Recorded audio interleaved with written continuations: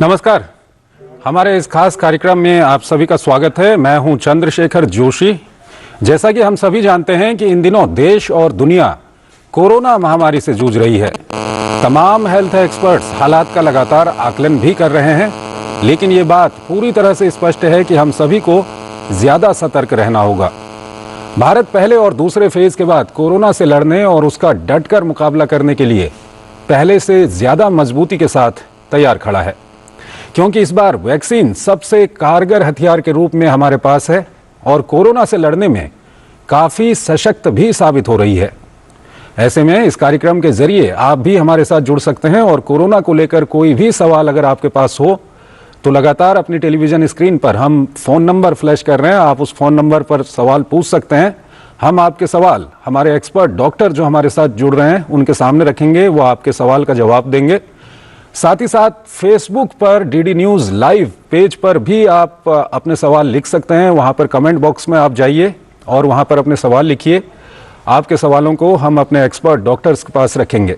तो आइए शुरुआत करते हैं और सबसे पहले आपको बताते हैं कि इस वक्त क्या कुछ स्थिति बनी हुई है।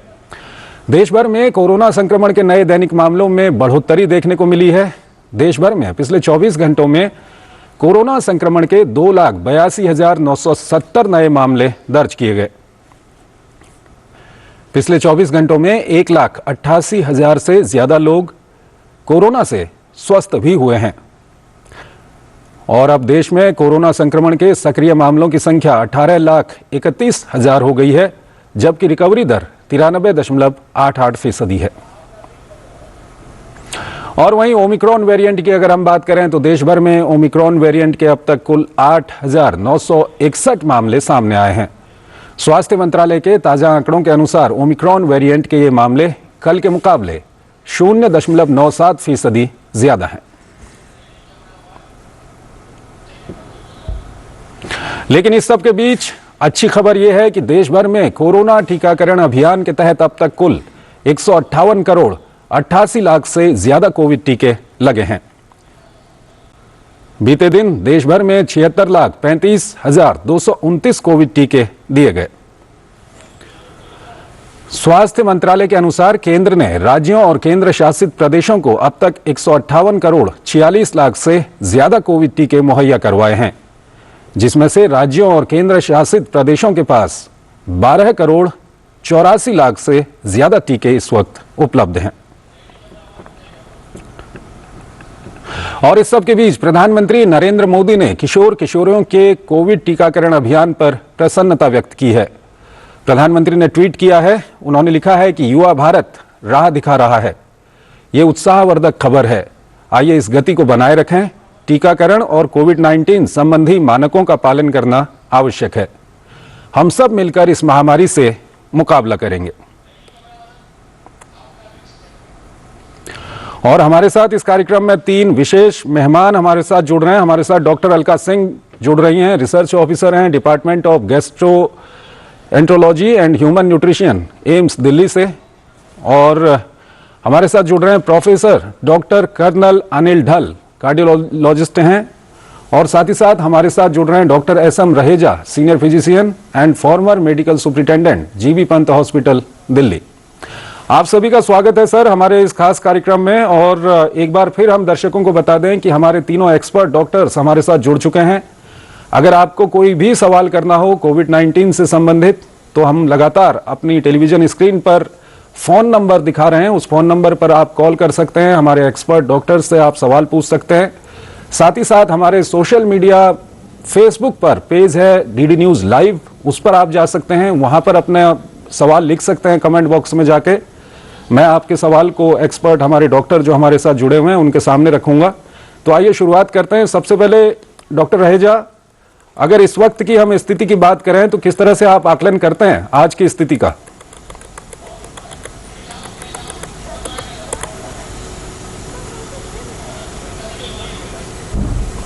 डॉक्टर रहेजा, आप अपने सिस्टम को अनम्यूट कर लीजिए सबसे पहले। हाँ जी, आज की हमारी स्थिति अभी बिल्कुल हमारे कंट्रोल में है और हमें अभी पैनिक क्रिएट नहीं करना चाहिए। हमें चाहिए सिर्फ सतर्क रहने की आवश्यकता है और सावधान रहने की जरूरत है। यदि हम सतर्क रहेंगे, प्रिकॉशन रखेंगे, तो हम ये मानते हैं कि आगे आने वाले समय में हम इस महामारी पे और अच्छे से नियंत्रण कर पाएंगे। जहां तक आप जो आंकड़े देखते हैं उसके हिसाब से ओमिक्रॉन, ये हमें पहले से हमने जो स्टडीज देखी कि ये इसकी जो वेव ये बहुत तेजी से फैलता है, इसकी जो ट्रांसमिसिबिलिटी है वो डेल्टा से कई गुना अधिक है, और जो ओरिजिनल वायरस आया था उससे तो बहुत ही ज्यादा अधिक है। तो इसीलिए जो हमने दूसरे देशों में देखा, साउथ अफ्रीका में, यूएसए में, यूके में, यूरोपियन कंट्रीज में, तो उसी तरह भारत में भी इसके केसेस बहुत तेजी से बढ़े हैं और अब ये स्टेबलाइज कर गए हैं। लेकिन इसके लिए हमें जरूरी है कि हम कोविड अप्रोप्रिएट बिहेवियर को स्ट्रिक्टली फॉलो करें, जिसमें कि अपने मास्क को अच्छे से लगाएं, पूरे मुंह को, नाक को कवर करें, आंखों को गॉगल से या फेस शील्ड से कवर करें, 2 गज की दूरी बना के रखें, दूर से नमस्कार करें, अपने हाथों को धोते रहें और अननेसेसरली डोर हैंडल, किसी का कंप्यूटर उसको ना छुएं, किसी का cell phone, pen, pencil, table tops को ना छुएं। जब भी आप ऐसा करते हैं तो हाथ को साबुन से 20 से 40 सेकंड तक धोएं। यदि साबुन उपलब्ध नहीं है तो 70% अल्कोहल का इस्तेमाल करें। अननेसेसरली ट्रैवल को अवॉइड करें, भीड़ भाड़ के इलाकों में जाने से बचें, घर में लोगों को बुलाने से बचें, meetings, gathering, social meetings, party ये सब अभी ना करें, थोड़ा रुक जाएं और वैक्सीनेशन अवश्य कराएं। ये हम सबका कर्तव्य है कि हम सब मिलकर इस पेंडेमिक का मुकाबला करते आए हैं, करते रहें, और एज ए टीम सबका कर्तव्य बनता है कि जिन्होंने वैक्सीन लगवा ली है 2 डोज, उनके लिए बहुत अच्छा है। जिनकी सेकंड डोज ड्यू है वो सेकंड डोज लगवाएं, और 60 साल से अधिक व्यक्ति जिनको की हाई रिस्क ग्रुप में आते हैं, जिसमें cardiac patient, asthmatic, chronic lung disease, chronic liver disease, chronic kidney disease के पेशेंट, डायबिटिक्स, ओबीस पेशेंट्स, या जो स्टेरॉइड्स और इम्यूनोसप्रेसेंट्स ले रहे हैं, ऐसे पेशेंट जिनका इम्यूनिटी कम है, उनको चाहिए कि अपनी प्रिकॉशनरी डोज जो सरकार ने शुरू की है उसको अवश्य लगाएं। ठीक है सर, इस बारे में प्रिकॉशनरी डोज को लेकर के कुछ सवाल भी हमारे पास आए हैं, अभी हम आपके सामने रखेंगे। फिलहाल हमारे साथ एक कॉलर जुड़ रहे हैं वैशाली बिहार से, रमेश हमारे साथ जुड़े हुए हैं। रमेश, अपना सवाल पूछिए। रमेश पासवान, आपको मेरी आवाज आ रही है? जी सर आ रही है। पूछिए, अपना सवाल पूछिए। यही पूछना है जी, इससे बचने का मेडिसिन क्या होगा सर? कोविड से बचने का मेडिसिन क्या होगा? जी मेडिसिन के बारे में कुछ जानकारी आप हमको दीजिए। डॉक्टर अलका।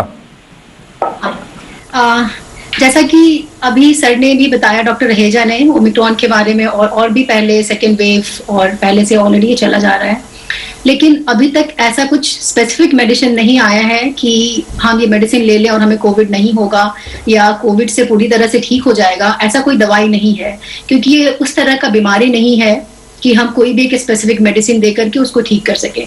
लेकिन हाँ, आप इससे बच जरूर सकते हैं, ये इसको अवॉइड कर सकते हैं, और इसका कॉम्प्लिकेशन आपको ज्यादा ना हो, ज्यादा परेशानी नहीं हो, इससे आप बच सकते हैं।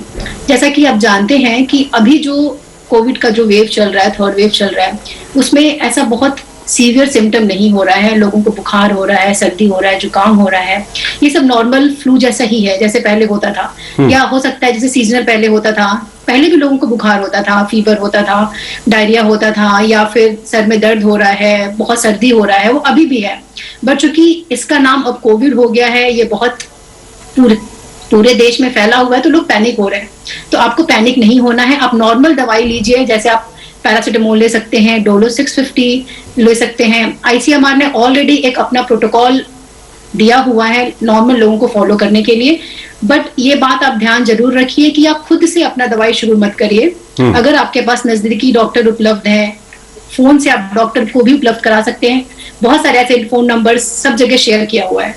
ठीक है, तो आप उस पर फोन करके आप पूछ सकते हैं। नॉर्मल मेडिसिन लीजिए, आप अपना डाइट इंप्रूव करिए, थोड़ा फिजिकल एक्टिविटी कीजिए और टेंशन मत लीजिए, आप एकदम रिकवर हो जाएंगे। आपको बहुत दवाई की जरूरत बिल्कुल भी नहीं है, और अपना वैक्सीनेशन जरूर कराइए, वैक्सीनेशन से बिल्कुल पीछे मत हटिए। ठीक है रमेश पासवान जी, आपको आपके सवाल का जवाब मिल गया होगा। आपने जो सवाल पूछा था, हमें ये लग रहा है कि आपको अभी तक कोविड हुआ नहीं है, लेकिन आपके अंदर काफी डर पैदा हो गया है और इसीलिए आप ये सवाल पूछ रहे हैं। तो आपको बता दें कि आपका सबसे बड़ा हथियार, आप मास्क लगाइए, सोशल डिस्टेंसिंग का पालन कीजिए, अपने हाथों को सैनिटाइज करते रहिए, और अगर आपने टीकाकरण नहीं करवाया है तो आप टीकाकरण जरूर करवाइए, यही आपकी सबसे बड़ी दवा है। और डॉक्टर ढल, अगर इस वक्त हम बात करें, जो हमारे पास आंकड़े आ रहे हैं टीकाकरण के, वो काफी अच्छे आंकड़े आ रहे हैं। अगर हम 15 से 18 के एज ग्रुप की बात करें या बाकी लोगों की बात करें, अच्छे आंकड़े आ रहे हैं। सवाल मेरा ये है कि क्योंकि आप लोग डील कर रहे हैं इस बीमारी से ग्राउंड पर, ये कितना मददगार आपको इस अगर इस बार की हम बात करें, पहले और दूसरे फेज को छोड़ दें, तो कितना मददगार जो टीकाकरण हुआ है देश के अंदर, ये कितना मददगार हो रहा है आपके लिए? देखिए, टीकाकरण से बहुत क्लियर है कि सीवियर बीमारी नहीं हुई और काफी हद तक बचाव हुआ है। जिन जिन को संक्रमण हुआ भी है उनको ऑक्सीजन की रिक्वायरमेंट नहीं हुई है, उनको आईसीयू में भर्ती करने की जरूरत कम हो गई है, उनको वेंटिलेटर पर जाने की ऐसी नौबत नहीं आई। तो इसलिए टीकाकरण अनिवार्य है। एंड जब तक ये संक्रमण रहेगा, जितना भी हम टीकाकरण करेंगे उससे हमें फायदा ही होगा। जब ये हमने एक्सटेंड किया है यंगर लोगों में, वो ज्यादातर इसलिए था कि सेफ्टी भी डेमोन्स्ट्रेट करनी थी हर एक एज ग्रुप में। अब जब उनकी सेफ्टी डेमोन्स्ट्रेट हो गई है तो उनको भी इंक्लूड हुआ है।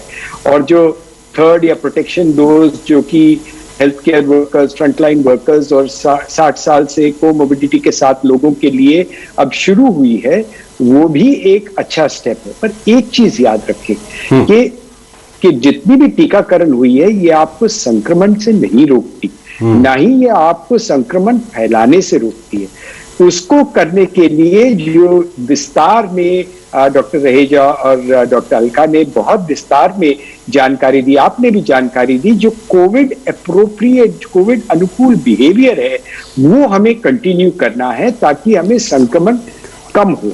टीकाकरण से यही होगा कि हम शायद गंभीर रूप से बीमार ना पड़े। ठीक है डॉक्टर रहेजा, आज कई सारे सवाल हमारे पास आ रहे हैं टीकाकरण से जुड़े हुए। एक सोशल मीडिया पे एक सवाल हमारे पास आया हुआ है, विनोद शर्मा हैं, ये पूछते हैं, क्योंकि जो बूस्टर डोज की बात करें या प्रिकॉशन डोज की हम बात करें तो काफी ये इस वक्त ये टर्मिनोलॉजी काफी लोगों के बीच में है। तो इनका सवाल ये है कि जिन्होंने दोनों डोज पहले ले रखी हैं, क्या अब उनको बूस्टर डोज लेनी जरूरी है क्या? हाँ, देखिए, जिनकी आयु 60 साल से अधिक है और जो हाई रिस्क कैटेगरी में आते हैं विद कोमॉर्बिड कंडीशंस, जिसमें कि 60 साल से अधिक व्यक्ति जिनकी एज है, जिनको क्रॉनिक लंग डिसीज है, ट्यूबरकुलोसिस है, जिनको सीओपीडी अस्थमा के मरीज हैं, जो कार्डियक पेशेंट्स हैं, हाइपरटेंशन के पेशेंट हैं, डायबिटीज के पेशेंट हैं, chronic liver disease, chronic kidney disease, जो स्टेरॉइड्स ले रहे हैं, इम्यूनोसप्रेसेंट्स ले रहे हैं, रीनल ट्रांसप्लांट के पेशेंट, इनकी इम्यूनिटी कम है, ऐसे व्यक्तियों के लिए प्रिकॉशनरी डोज के तरीके से सरकार ने थर्ड डोज देने का प्रावधान किया है। और ये काफी साइंटिफिक डेटा को एनालाइज करने के बाद दिया गया है। ऐसा देखा गया है कि अक्सर मतलब कुछ एक महीनों के बाद यदि आपका इम्यूनिटी कम हो जाता है सेकेंड डोज के बाद, तो ये जो थर्ड डोज है, जिसको हम बूस्टर डोज या प्रिकॉशनरी डोज के नाम से जान रहे हैं, ये हमें कोरोना की सीवियर बीमारी होने से बचाएगा। क्योंकि ऐसे ग्रुप में सीवियरिटी ज्यादा होती है, क्रिटिकल ज्यादा होते हैं पेशेंट, कॉम्प्लिकेशन ज्यादा होते हैं, इन्फेक्शन यदि इनको होता है, और दूसरा इनको इन्फेक्शन के चांसेस भी ज्यादा होते हैं। तो इसीलिए इन व्यक्तियों को जो हमारी सरकार की तरफ से मुफ्त में टीकाकरण किया जा रहा है, उसका लाभ उठाना चाहिए। जैसे डॉक्टर ढल ने बताया, डॉक्टर अलका ने बताया, तो हमें सबको मिलके करना है, ये सबका कर्तव्य है। हमें भारत सरकार का भी धन्यवाद देना चाहिए, डीडी न्यूज का भी धन्यवाद हम देते हैं कि इतना बड़ा टीकाकरण अभियान हमारे देश ने बहुत सक्षम तरीके से चलाया है, और सरकार के द्वारा सारी वैक्सीन मेड इन इंडिया दी गई। उसके लिए सारी सिरिंजेस मेड इन इंडिया, उसके लिए staff, doctors, paramedics, difficult to reach areas में भी वैक्सीन उपलब्ध कराई गई। और यदि आप देखें, India is a country of cultural diversity, economic disparity, इसके बावजूद हम इतने बड़े अभियान को बहुत सुचारू तरीके से चलाने में सक्षम रहे हैं। तो हम सबका कर्तव्य है कि हम वैक्सीन अवश्य लगवाएं जब भी अवेलेबल होती है। जैसे 15 से 18 साल के बच्चे अभी मैं देख रहा हूं कि हमारे यहाँ सेंटर में भी बहुत दे आर वेरी, कहते हैं ना, बहुत मोटिवेटेड है वैक्सीन के लिए। तो देखिए आप मोर देन 50% युवाओं ने 15 से 18 वर्ष में वैक्सीन करवा भी लिया है। तो इसी प्रकार से हमें आगे आना चाहिए, खुद को सुरक्षित रखें, अपने परिवार को, अपने मित्रों को, अपने देश को। ठीक है, यहाँ पर हमको एक छोटा सा ब्रेक लेना होगा। ब्रेक के उस पार हम अपनी बातचीत जारी रखेंगे। एक छोटा सा ब्रेक लेते हैं यहाँ पर।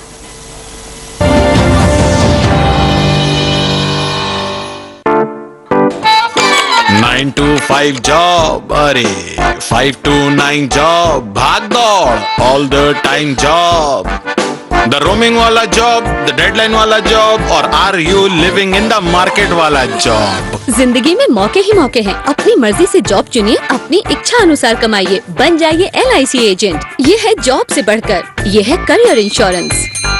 अपना बॉस खुद बनिए, बन जाइए LIC एजेंट। अब लाइफ सेट है।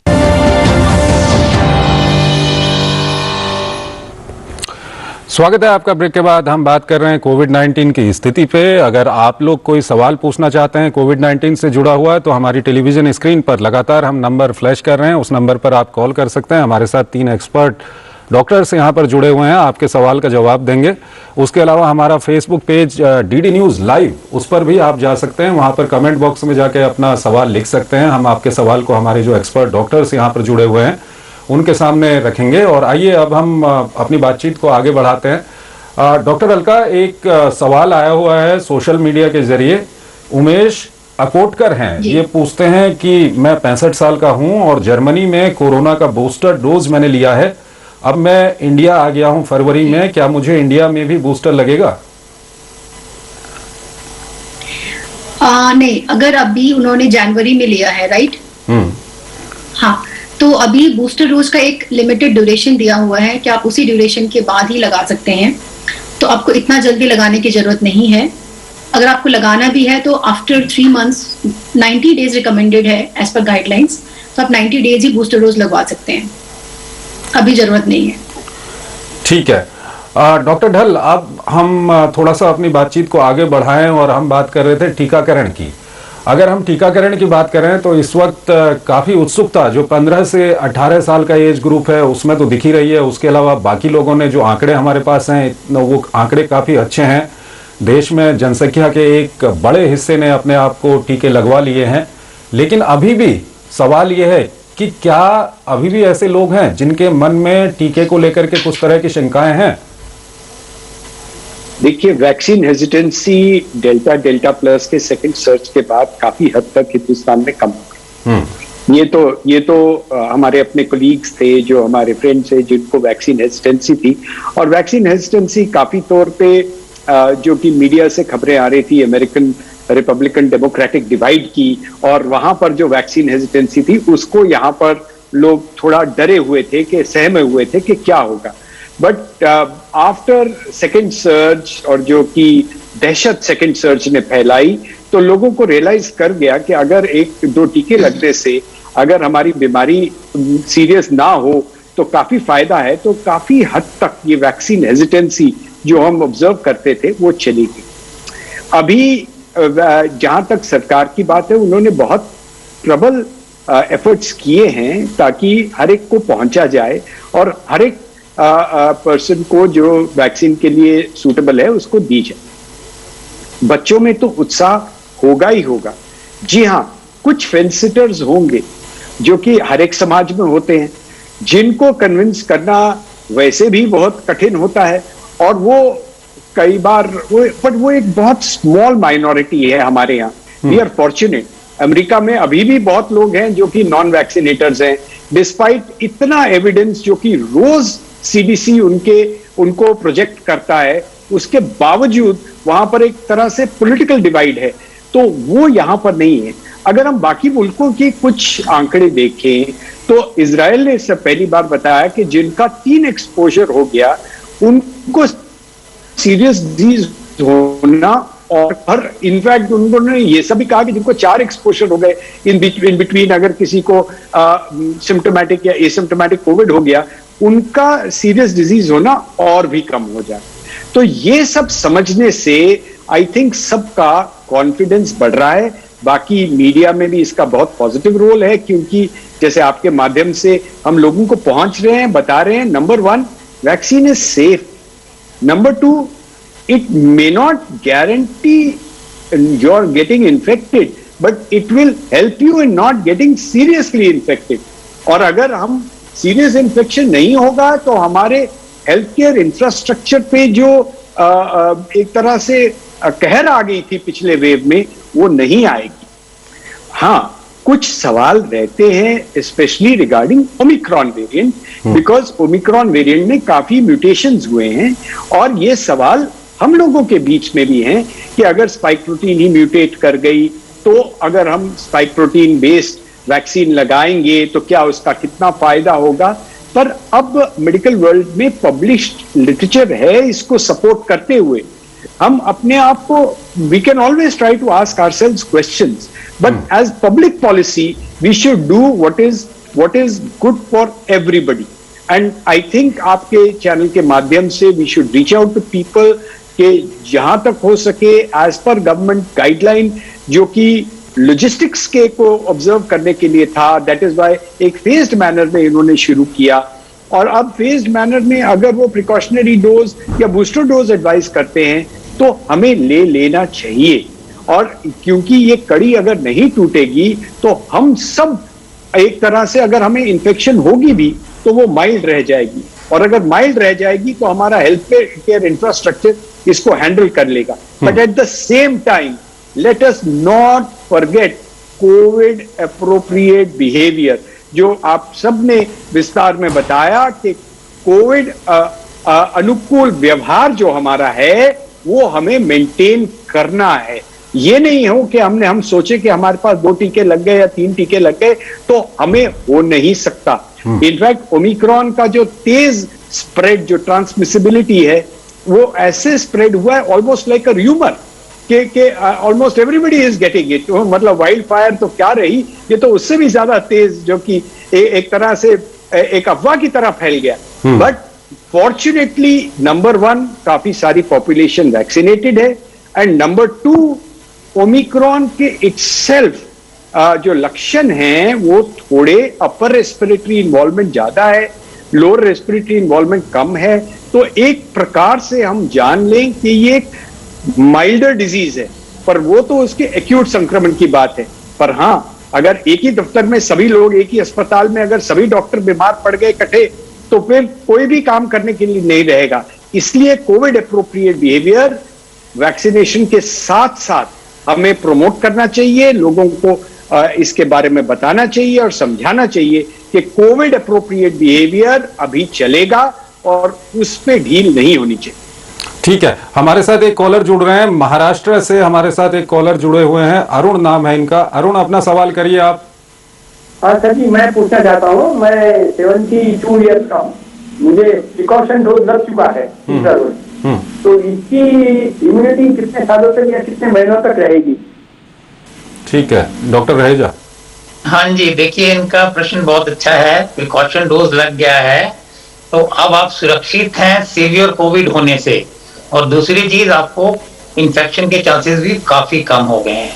तो पहले तो हम आपका धन्यवाद देते हैं और बधाई भी देते हैं कि आपने ये स्टेप ले लिया है, और हम सभी से प्रार्थना करते हैं कि जिनके लिए प्रिकॉशनरी डोज के लिए सरकार ने अप्रूवल दिया है वो अपना डोज अवश्य लगाएं। अब ये कितने समय तक रखेगा? नॉर्मली जो हमने देखा था पिछली डोज के बाद 6 से 9 महीने तक इम्यूनिटी रहती है, लेकिन ये आने वाला समय बताएगा, क्योंकि एक नोवल वायरस है, वैक्सीन भी नया है, तो आप समझ सकते हैं कि इसका एग्जैक्ट अंदाजा लगाना कब तक ये आपको इम्यूनिटी देगा, ये तो आने वाला समय बताएगा। जब हम एक मेटा एनालिसिस करेंगे, पूरे केसेस की स्टडी करेंगे कि किस व्यक्ति में कितने महीने के बाद कितनी एंटीबॉडीज पाई गई वैक्सीन का डोज लेने के बाद, सेकेंड डोज या प्रिकॉशनरी डोज के बाद, तो ये आने वाला समय बताएगा। लेकिन आप अभी बिल्कुल सुरक्षित महसूस करिए। हाँ, लेकिन कोविड एप्रोप्रिएट बिहेवियर को स्ट्रिक्टली फॉलो करिए, क्योंकि वैक्सीन लगने के बाद भी जैसे डॉक्टर ढाल ने बताया कि आपको इन्फेक्शन हो सकता है, हालांकि उसमें सीवियर इन्फेक्शन के चांसेस कम है, क्रिटिकल होने के चांसेस कम है, लेकिन ऐसा हो सकता है।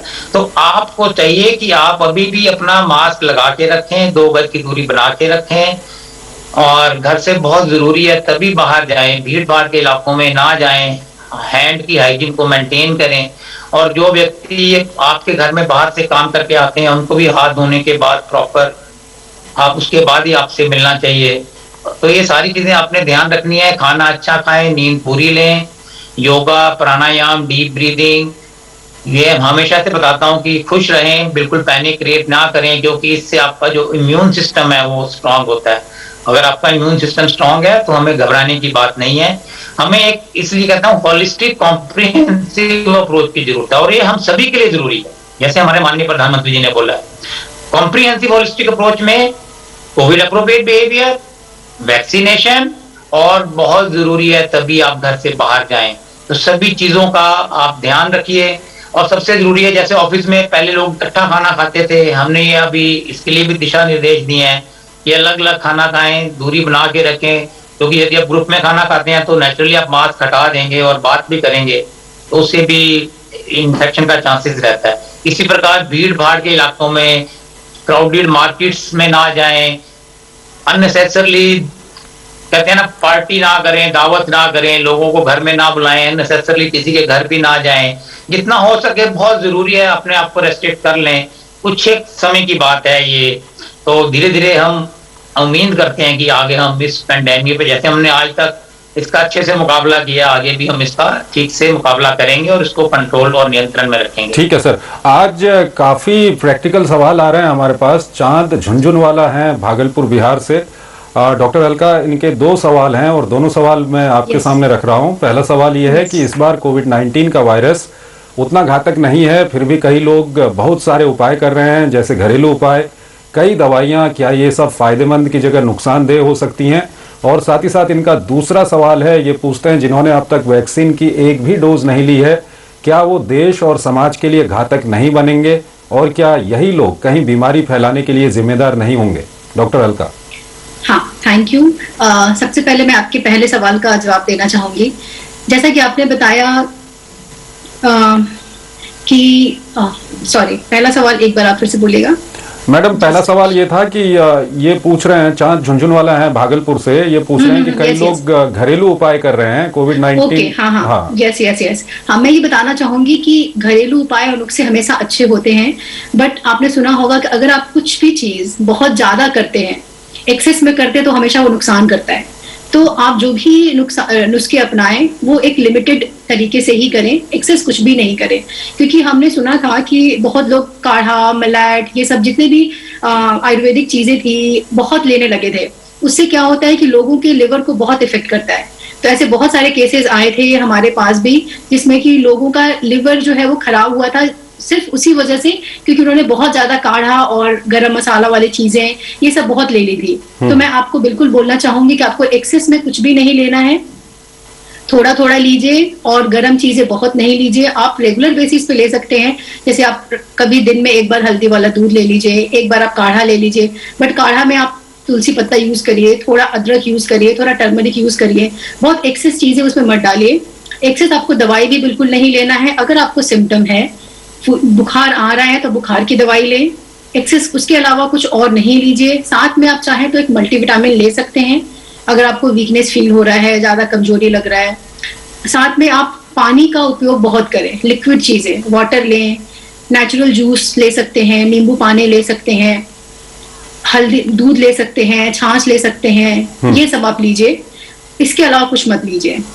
दूसरा जो आपका सवाल था वैक्सीनेशन का, वो जैसा कि डॉक्टर ढाल और डॉक्टर हेजा ने बताया कि वैक्सीनेशन हमारे लिए बहुत जरूरी है।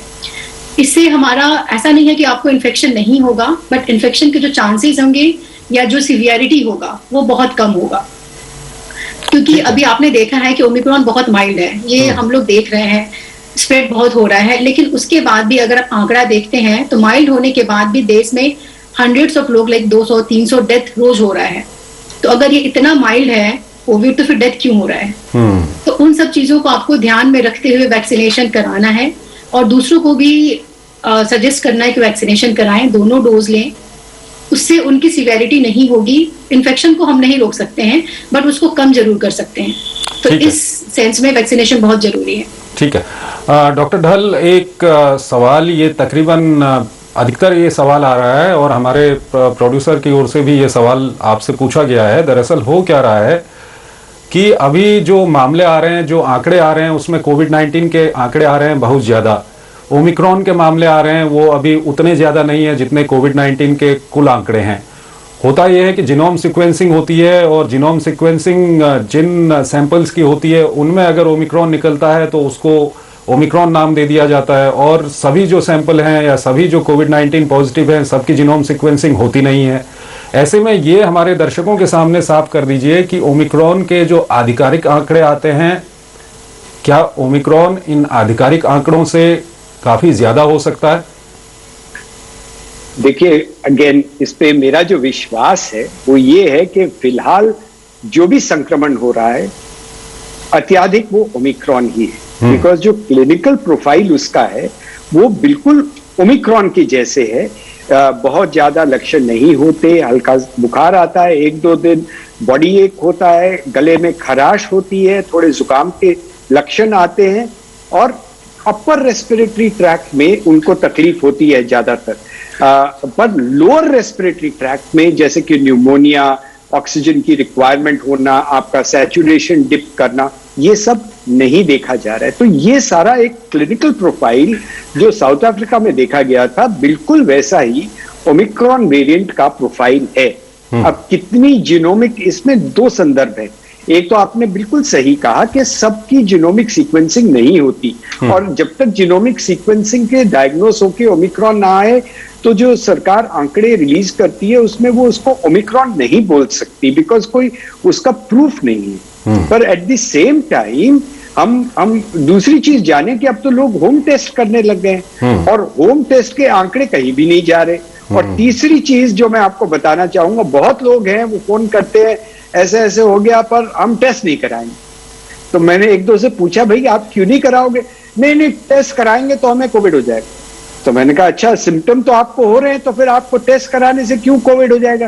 ये नहीं डॉक्टर साहब, बस अगर आपने कहा कि जुकाम की दवाई लेनी है तो ले लेंगे पर हम टेस्ट नहीं कराएंगे। तो अगर हम टेस्ट कराते हैं तो हमारे पास ज्यादा जीनोमिक सीक्वेंसिंग का एनालिटिक डेटा आता है।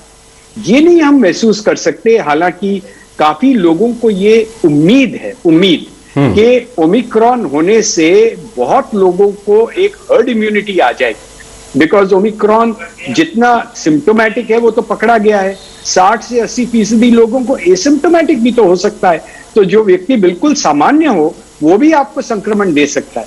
तो इस विषय में क्योंकि इतनी ट्रांसमिसिबिलिटी है तो शायद हम सबको कुछ ना कुछ कभी ना कभी अगर ओमिक्रॉन हुआ सिम्टोमेटिक या एसिम्टोमेटिक, बिना लक्षण के या लक्षण के साथ, तो हमें थोड़ी इम्यूनिटी जागृत हो जाएगी और हो सकता है इससे कोविड का ये जो रथ है, ये जो कोविड की यात्रा है शायद यही समाप्त हो जाए।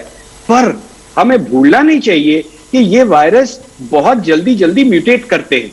तो जिस प्रकार हमने डेल्टा प्लस में देखा था कि बहुत एक घातक म्यूटेशन थी जिन्होंने सैकड़ों हजारों लोगों की जान तक ली और बहुत सीवियर बीमार किया, तो अगर कोई अगला म्यूटेशन ऐसा हुआ उसके लिए हमें प्रोटेक्ट रहना चाहिए। इसलिए जरूरी है कि हम ज्यादातर अपनी टेस्ट रिपोर्ट्स कराएं, अपना कोविड टेस्ट कराएं, और जितना सरकार करा सकती है वो जीनोमिक एनालिसिस करा रही है, और उससे हम आगे के लिए थोड़े ज्यादा समझदार हो जाएंगे ताकि हम उसको कैसे हैंडल करें यदि कोई और म्यूटेशन आती है। मेरी पर्सनल उम्मीद है कि इसके बाद आनी नहीं चाहिए, पर वो एक विशफुल थिंकिंग भी हो सकती। ठीक है, एक सवाल हमारे पास है मध्य प्रदेश से, एक कॉलर हमारे साथ जुड़े हुए हैं, राजेश। राजेश, कहां से बोल रहे हैं आप मध्य प्रदेश में? राजेश, मेरी आवाज आ रही है आप तक? जी आ रही है। कहां से बोल रहे हैं आप? मैं जिला सीहोर से बोल रही हूँ। सीहोर, मध्य प्रदेश। मध्य प्रदेश जी, बताइए, अपना सवाल पूछिए। सवाल मेरा ये था कि जैसे कोरोना हो चुका है, कोरोना के बाद कमजोरी इतनी आ गई शरीर में कि आदमी उठने बैठने से परेशान। कब हुआ था आपको कोरोना? मेरे को हुआ था 2021 के 4थे महीने में। ठीक है। हाँ जी, देखिए ये जो इनका प्रश्न है पोस्ट कोविड सिकली से रिलेटेड है। और ये हमने सेकंड वेव में काफी पेशेंट देखे जिनको कि कोरोना हुआ और उसके बाद उनके अंदर एक लंबे समय तक कमजोरी रही कुछ एक पेशेंट्स में, जिसमें कि शरीर में दर्द होना, कमजोरी रहना, सुस्ती रहना, ये सब लक्षण दिखे। तो ये धीरे धीरे ठीक हो जाते हैं और फिर भी यदि इनको ऐसी कुछ है तो इनको एक बार डॉक्टर के पास पोस्ट कोविड क्लिनिक सरकार ने बनाए हैं, जिसमें कि आप जाके अपनी जांच करा सकते हैं आगे की, उसमें जो भी आपकी ऑन मेरिट आपका ट्रीटमेंट हो जाएगा। इसके अलावा जो हमने देखा कि पोस्ट कोविड सिक्वेली के अंदर कुछ एक मरीजों में हार्ट, दिल की धड़कन बढ़ गई, हार्ट की पंपिंग पावर कम हो गई, कार्डियक एरिथमियाज हो गए, कुछ एक को पोस्ट कोविड लंग फाइब्रोसिस हो गया, जिसमें कि सांस लेने में तकलीफ काफी समय तक रहती है। लेकिन अच्छी बात यह है कि ये धीरे धीरे 3 या 6 महीने में ठीक हो जाता है। कुछ एक पेशेंट्स में हमने देखा कि मेंटल फॉगिंग, जिसमें कि उनको भूलने लगते हैं बातों को, कंसंट्रेशन पावर कम हो जाती है, एकाग्रता नहीं रहती, घबराहट होने लगती है, डर लगने लगता है रात को, कुछ मरीजों ने बताया सपने आते हैं। तो ये धीरे धीरे ऐसी साइकोलॉजिकल जो प्रॉब्लम्स हुई हैं वो भी धीरे धीरे सबकी ठीक हो गई हैं। और ऐसा देखा गया है कि जो पिछली वेव आई थी उसमें डेल्टा वेरिएंट की वजह से हमारे heart, lung, liver, kidney, brain, शरीर के हर एक अंग पे असर पड़ा इसका। और धीरे धीरे लेकिन ये 3 से 6 महीने में ठीक हो गया। लेकिन ये जो नया वेरिएंट है ओमिक्रॉन, इसमें अच्छी बात यह है कि इसकी हम जो डिस्कस कर रहे हैं कि इसकी सिविरिटी कम है। तो ज्यादातर जो मरीज है अपर रेस्पिरेटरी ट्रैक्ट इन्फेक्शन के साथ ही खत्म हो जाते हैं, जिसमें कि इची, गले में खराश होना, खांसी होना, जुकाम होना, नाक में भारीपन, नाक बंद होना, सिर में दर्द होना, शरीर में दर्द होना, हल्का फुल्का बुखार आना।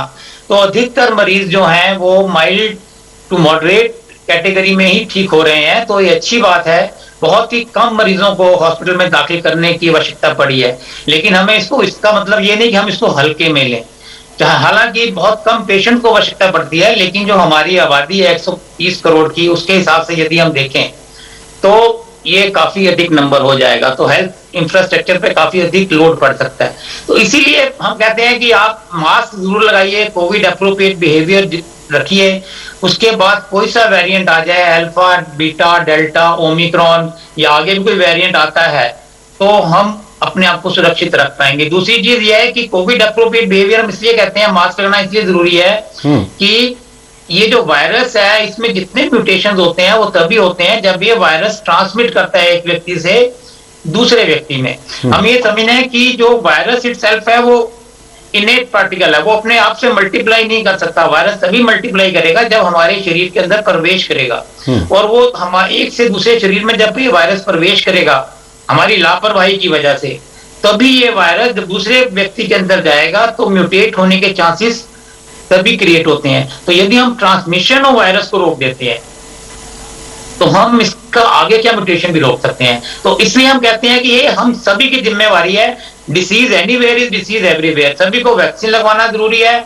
भारत में ही नहीं बल्कि पूरे विश्व में WHO कह रहा है कि सभी का वैक्सीनेशन होना चाहिए, सभी को कोविड अप्रोप्रिएट बिहेवियर फॉलो करना चाहिए, क्योंकि ये एक विश्व स्तर पे हमें काम करना पड़ेगा, पूरे देश के स्तर पे काम करना पड़ेगा, तभी हम इस बीमारी को आगे कंट्रोल कर पाएंगे और इससे निजात कर पाएंगे।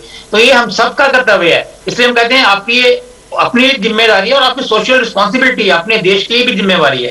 तो आप सभी का कर्तव्य बनता है कि कृपया वैक्सीनेशन लगवाएं, कोविड अप्रूव्ड बिहेवियर फॉलो करें और अपने आप को स्वस्थ रखें। किसी प्रकार का डर क्रिएट ना करें, लेकिन प्रिकॉशन प्रिकॉशन प्रिकॉशन। ठीक है सर, एक छोटा सा ब्रेक यहाँ पर हमको लेना है और ब्रेक के बाद हम अपनी बातचीत को आगे बढ़ाएंगे। यहाँ पर एक छोटा सा ब्रेक लेते हैं।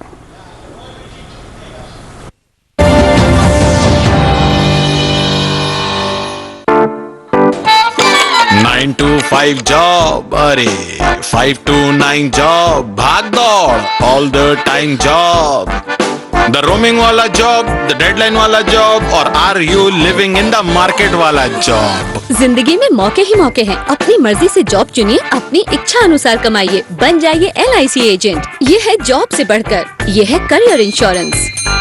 अपना बॉस खुद बनिए, बन जाइए LIC एजेंट। अब लाइफ सेट है। होंगे बच्चे स्वस्थ भले भूलेगा बचपन, इन्हें पिलाओ मुगली घुट्टी 555।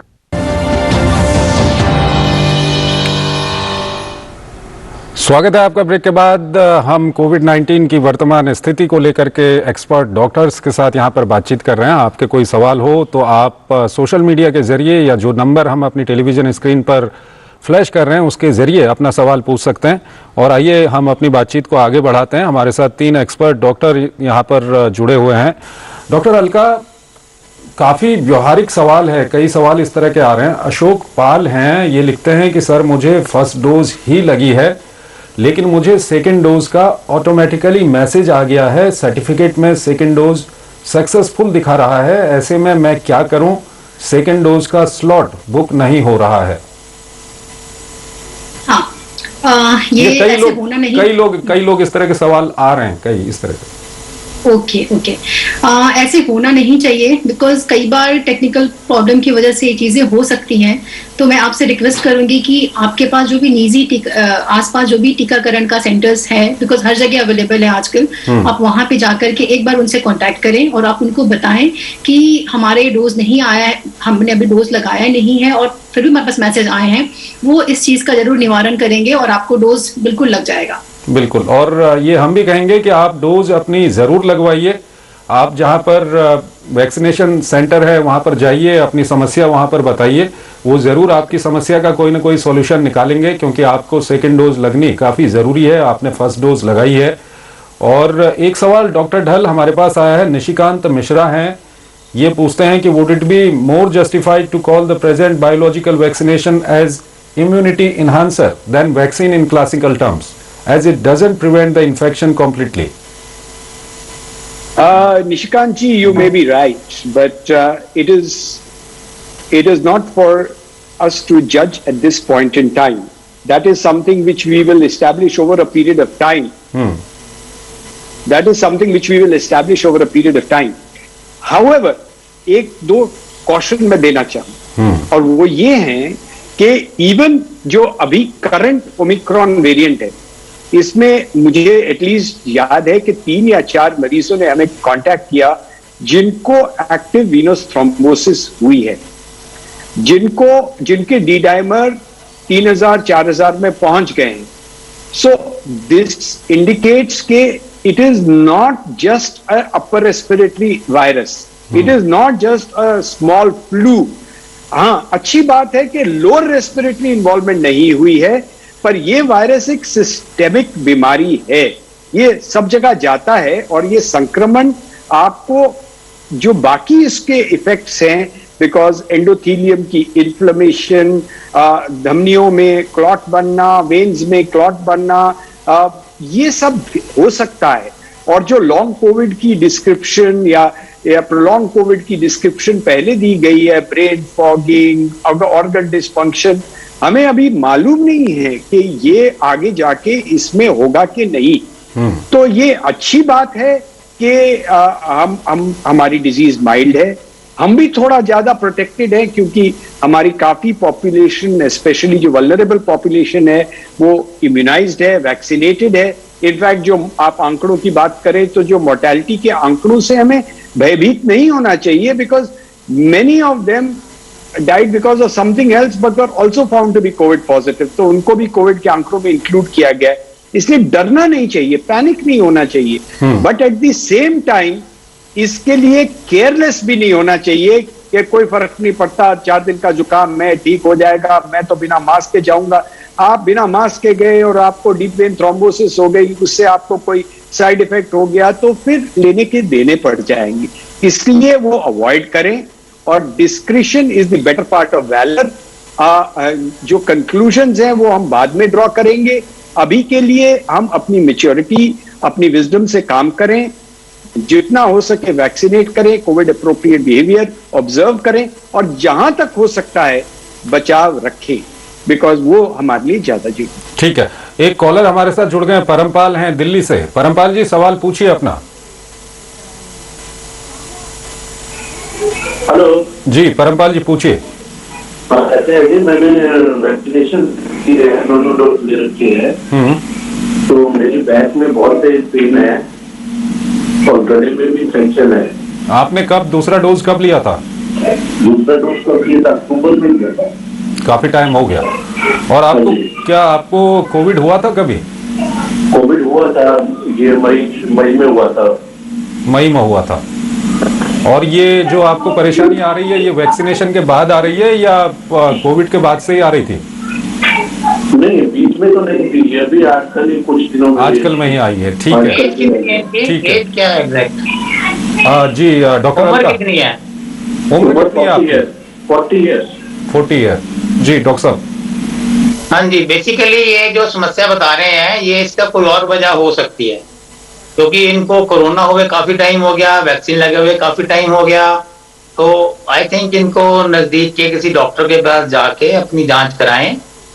सरकार की तरफ से सब टेस्टिंग, कंसल्टेशन सब कुछ फ्री दिया जाता है, तो आपको वहां जाके एक बार चेक करवा लेना चाहिए। लेकिन इसमें ऐसी कोई चिंता की बात नहीं है, लेकिन अपनी एक जांच अवश्य करवा लें, क्योंकि इसकी वजह कई हो सकती हैं, जैसा ये बता रहे हैं, तो इनका एक प्रॉपर चेकअप हो जाएगा तो ज्यादा अच्छा है। ठीक है, ठीक है। डॉक्टर अलका, एक सवाल आया है सोशल मीडिया पे, जय कुमार पद्मनाभ पिल्लई हैं, ये पूछते हैं कि is there any possibilities of getting single dose vaccine which can get more effectiveness to increase immunity to avoid different precaution doses?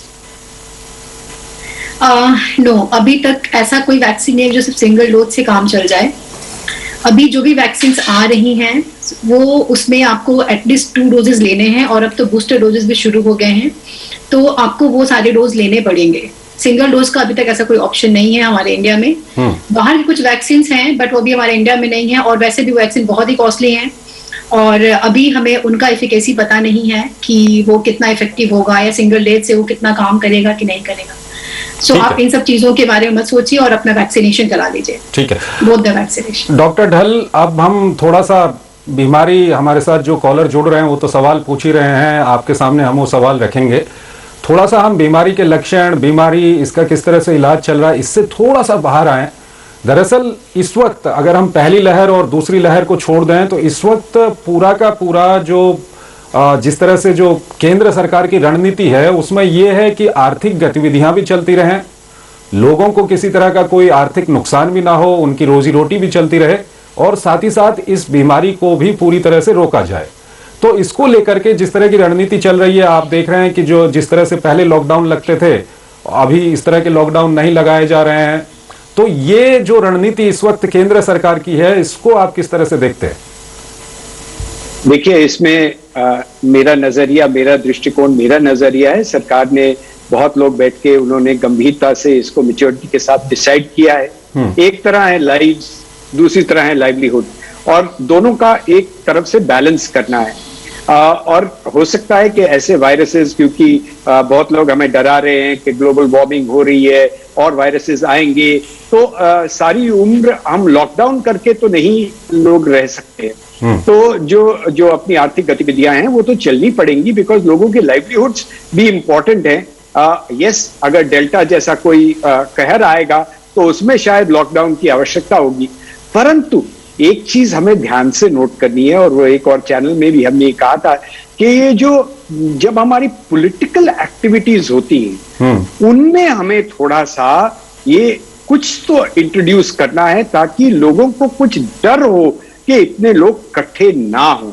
और इसमें हम जानते हैं जो लोग अपने आप को नेता कहते हैं वो लोगों का हित चाहते हैं। अभी तो वो कड़ाई से पालन कर रहे हैं सर। अभी जो चुनाव आयोग के दिशा निर्देश हैं पूरे देश में, जहां जहां पे चुनाव हो रहे हैं, हम देख रहे हैं आपके चैनल्स पे जितनी तस्वीरें आती हैं, हमें तो वो देख के कुछ कुछ डर लगता है। सर आपने पुरानी तस्वीरें देखी होंगी, अभी हाल में अगर हम बात करें तो इस तरह की, अगर पालन कर रहे हैं तो we are very happy, but we are worried कि ऐसा अगर नहीं पालन होगा तो फिर ये एक लहर फिर से उठेगी, और वो हमारे लिए थोड़ी निराशाजनक हो सकती है। ठीक है, ये हमने भी चिंता जताई थी इसी कार्यक्रम के जरिए डॉक्टर साहब, और उसके बाद हमने देखा कि हमें भी अच्छा लगा कि चुनाव आयोग की ओर से जो दिशा निर्देश दिए गए उनका कहीं ना कहीं अब फर्क पड़ रहा है, ग्राउंड पे ये चीजें देखी जा रही हैं, क्योंकि उनको भी कहीं ना कहीं लोगों के पास जाना है, और लोग क्या कुछ सोचते हैं, लोगों की क्या कुछ थिंकिंग है, इसको लेकर के ये पॉलिटिशियन हमसे अच्छी तरह इसको पकड़ते हैं। डॉक्टर रहेजा, इसी बातचीत को थोड़ा सा हम आगे ले जाएंगे, उसके बाद एक कॉलर हमारे साथ जुड़ रहे हैं।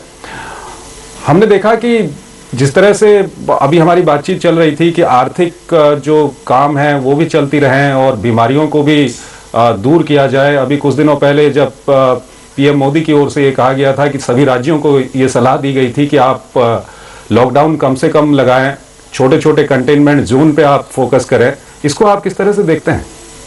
हाँ, देखिए ये एक बहुत ही अच्छा पॉजिटिव स्टेप है जिसमें कि बैलेंस लाइफ को मेंटेन करने की तरफ ज्यादा ध्यान दिया गया है। छोटे छोटे कंटेनमेंट जोन बनाने से ये फायदा होगा कि बीमारी बाकी जगह नहीं फैलेगी, और ये छोटे छोटे कंटेनमेंट जोन बनाना भी आवश्यक है, क्योंकि यदि हम ऐसा नहीं करते हैं तो बीमारी बहुत तेजी से फैल सकती है। तो पूरा लॉकडाउन करना इसलिए भी जरूर मुश्किल हो जाता है कि इसकी वजह से जो हमारे जो लेबर क्लास है या जो मध्यम वर्ग है या सभी को इससे दिक्कत होती है। आप social life, personal life, family life, ये सारी चीजें जरूरी हैं। देखिए हमें 4 चीजों पे ध्यान देना है: personal life, social life, financial life and आपका जो प्रोफेशनल लाइफ है, जो आप कार्य कर रहे हैं। तो सभी साथ साथ चलते रहे, ये बैलेंस रखना जरूरी है। इसलिए हम कहते हैं कि कोविड अप्रोप्रिएट बिहेवियर को फॉलो यदि आप सभी करेंगे तो हमें लॉकडाउन लगाने की जरूरत ही नहीं पड़ेगी। सरकार लॉकडाउन नहीं लगाना चाहती है क्योंकि इससे पूरे समाज को इफेक्ट पड़ता है, जैसा हम जानते हैं। सोशियो इकोनॉमिक रीजन है इसके लिए। हमारा सबका जो नॉर्मल जीवन शैली है, जीवन रहन सहन है, उसमें पूरा इफेक्ट आ जाता है। तो नॉर्मल लाइफ को इफेक्ट ना हो, हम अपना family life, social life, professional life सबको ठीक है। डॉक्टर साहब, हमारे पास वक्त कम है। एक कॉलर हमारे साथ जुड़े हुए हैं काफी समय से, हरीश हमारे साथ जुड़े हुए हैं। डॉक्टर अलका, इनका सवाल सुनिएगा। हरीश, अपना सवाल पूछिए। नमस्कार डॉक्टर साहब। हाँ नमस्ते डॉक्टर साहब, मेरी 75 की एज है। मैंने सेकंड डोज जो है वो जुलाई के अंदर ली थी। ठीक है। तो बूस्टर, मुझे ब्लड प्रेशर वगैरह है, तो मैं बूस्टर डोज के लिए गया था, तो उन्होंने बताया आपकी बूस्टर डोज अप्रैल में लगेगी, सॉरी 9 महीने के बाद लगेगी। जी जी। तो मैं, क्या ये सही है या मेरे को पहले लग सकती है? गाइडलाइंस के अकॉर्डिंग ये सही है और हमें गाइडलाइन को फॉलो करते हुए चलना चाहिए। आपको और कोई इसके अलावा कोई परेशानी तो नहीं हो रही है? या परेशानी है, मैं पूरा प्रिकॉशन ले रहा हूँ, मैं पूरा प्रिकॉशन ले रहा हूँ। बहुत अच्छी बात। जी जी। और अभी आपको इस मतलब ये जो थर्ड वेव अभी चल रहा है उसमें आपको कुछ दिक्कत तो नहीं हुआ? आपको अभी कुछ कोविड ऐसा कुछ तो नहीं हुआ है? नहीं कुछ नहीं, बिल्कुल नॉर्मल है। नहीं, ठीक है, आपको भी कुछ नहीं करना चाहिए। हाँ, अगर आप ऐसा कर सकते हैं, अगर आप चाहें तो अपना एंटीबॉडी टेस्ट करा के देख सकते हैं, उससे आपको थोड़ा सेटिस्फेक्शन भी मिलेगा। बट ये जरूरी नहीं है कि आपका एंटीबॉडी पॉजिटिव भी हो। कई बार क्या होता है कि एंटीबॉडी बहुत लोगों में पॉजिटिव नहीं आता है, बट जब भी कोई इंसान वायरस से कॉन्ट्रैक्ट होता है तो उनका वो जो इम्यून सिस्टम एक्टिवेट हो जाता है, फिर वो काम करता है। तो चांसेस ये भी है कि आपका नेगेटिव आए एंटीबॉडी और पॉजिटिव भी हो सकता है। तो आप वो एक बार करा के देख लीजिए और एज पर प्रोटोकॉल फिर जैसा ही आपका, जैसे रिकमेंडेड है कि 9 मंथ्स के बाद आपको डोज लेना है बूस्टर, तो आप वो लीजिएगा और अभी के लिए आप एंटीबॉडी टेस्ट करा के देख लीजिए। ठीक है, आप तीनों का बहुत बहुत लेते रहिए। जी जी, आप तीनों का बहुत बहुत शुक्रिया। आप तीनों हमारे इस कार्यक्रम में जुड़े और काफी हमारे दर्शकों के सवालात जो थे उनका जवाब आपने दिया। बहुत बहुत शुक्रिया आप तीनों का हमारे इस कार्यक्रम में जुड़ने के लिए। और इसी के साथ हम अपने इस खास कार्यक्रम को यहीं पर समाप्त करते हैं और एक बार फिर लोगों से अपील करते हैं कि अगर आपने टीकाकरण नहीं करवा रखा है तो आप टीकाकरण करवाइए, और अगर आपने टीकाकरण भी करवा रखा है तो उसके बावजूद भी जो कोविड प्रोटोकॉल है उसका जरूर पालन करें। आप मास्क लगाइए, आप अपने हाथों को सैनिटाइज कीजिए, सोशल डिस्टेंसिंग का पालन कीजिए, क्योंकि टीका लगवाने के बाद आपको तो खतरा नहीं हो सकता लेकिन आप दूसरे के लिए खतरा पैदा कर सकते हैं। तो फिलहाल इस कार्यक्रम में इतना ही। नमस्कार।